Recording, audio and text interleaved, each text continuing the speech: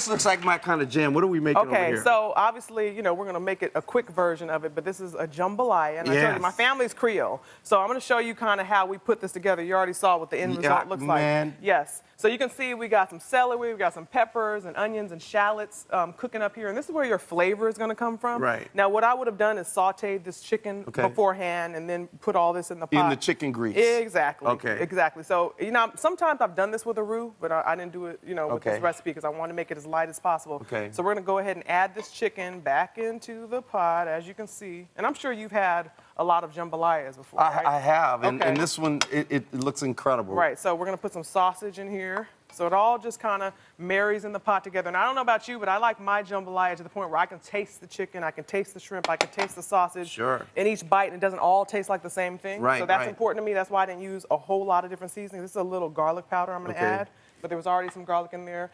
A little bit of pepper, depending if you have children like me, you may not want to use too much. Put some chicken broth in there.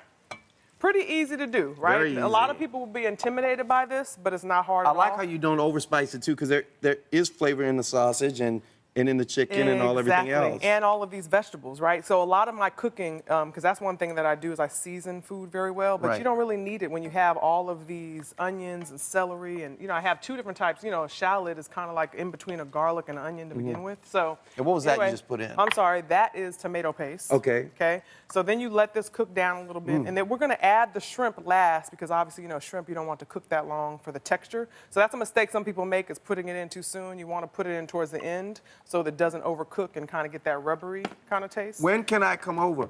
Anytime, anytime. I got people in my life who are in love with you, so when you come over, I'll make sure I invite them over as well. So sweet. So I can get those points. That's really I can get those points, you know? He is cute though, right, ladies? I see all these ladies in the audience.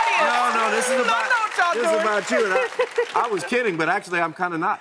Okay. No, you can come over for real. I love inviting people to the house. Okay, so once you do that, everything's in the pot. It starts looking like this, and it's cooked down. That's beautiful color. Exactly. Look at that. So then you just put the rice directly in too. Okay. So you guys can figure that out, right? Yeah, so that's pretty much what you do, right? And this is what you end up with. This looks about as good as jambalaya can look. I mean, that looks amazing. I have to try it. I'm gonna try right out of here. You're gonna try it right out of there? Go ahead, taste it. You know I am.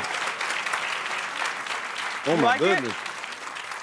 You really, it's not over seasoned. It's incredibly flavorful, but it's just hot enough. It's just sweet enough. It's incredible. Yeah, and what you can do with my recipes, of course, you make them your own, especially if you're a cook. Everyone knows how they like their food. You might like a little more juice in there, whatever, but this is the base of it. It's healthy, it's good for you. It's amazing. Make it happen. Guys, she can cook for real. She can throw it down. Laila, thank you. That is so great.